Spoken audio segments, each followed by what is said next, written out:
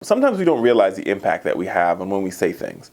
Those with weak emotional intelligences often underestimate what negative impact their words and their actions have on others. They ignore the gap between what they mean to say and what they actually say.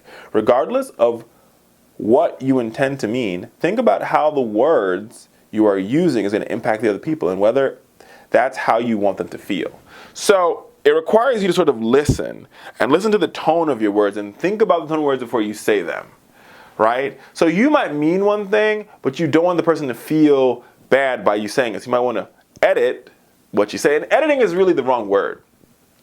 But you just want to be emotionally intelligent and sort of being like, okay, when I say this thing or when I do this, this person is going to feel this.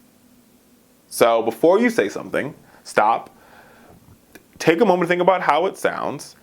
Ask yourself about how you would feel if someone said the same thing to you.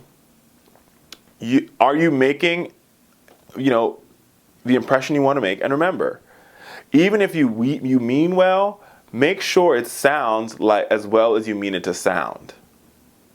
And it's the same thing as people be like, when people go up and they're like, oh, I don't want to be a bitch. And then they say something that's them being a bitch. Then they're meant to be a bitch. Like, just don't say, you know what I mean? People are like, oh, I don't want to be an asshole. And they say something that makes them an asshole. That annoys me the most. I don't mean to be negative. Well, you're being negative. So clearly you meant to be negative. When you prefaced it with, I didn't mean to be negative, it means that you wanted to be negative to begin with.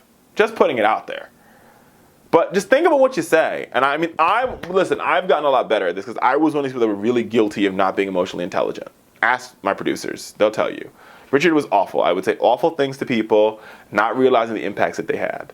And I had to take a second, and now I'm really thoughtful about my words. And I really, sit there, I think about, sometimes even in hard meetings, I practice what I'm going to say.